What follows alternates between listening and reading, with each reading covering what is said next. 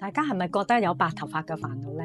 有冇覺得咧，你越染咧就越多白頭髮，跟住你染髮嘅次數就加多咗啦？以前可能3個月，跟住就2個月，可能依家有時要1個月染一次。咁同埋咧，有冇覺得咧，你越染咧頭髮多咧，你就覺得頭髮好似稀疏咗，同埋個髮質係變差咗，有時甚至乎咧會頭皮痕癢。註冊藥劑師咧解釋過，因為傳統嘅化學染髮劑咧，多數都有俗稱嘅雙氧水嘅過氧化氫，會先將頭髮漂白再上色染黑，所以咧有機會令頭髮越染越白，染髮嘅次數就會越嚟越密啦。有啲人可能因為咁樣就誤會咗，以為係自己年紀大啦，所以白頭髮咪多咯。但其實呢個係同化學染髮劑有好大嘅關係。大家更加之要留意一樣嘢啊！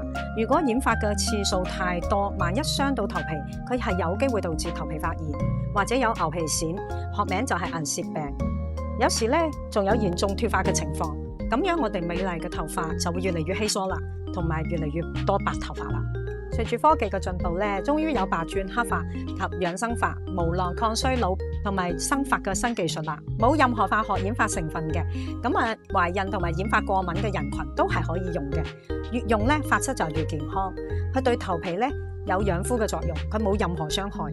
綠色草本植物嘅配方不含致敏物，佢溫和唔刺激嘅。咁佢植物活力精華滲入咗我哋個毛囊壁之後咧，佢會注入毛囊生長嘅動力，佢會喚醒咧休眠狀態嘅毛囊，咁改善咧供給能力，咁樣就可以孕育出新嘅毛髮。咁新嘅毛髮咧生長出嚟，你會發現佢係粗壯啲、健康啲嘅，髮質都會靚啲。所有嘅產品咧都係經過人體測試，並且咧通過瑞士 SGS 嘅原料安全認證與國際安全體系認可嘅 IS9001 認證嘅。如果大家以為呢個只係一個染髮，我絕對唔係。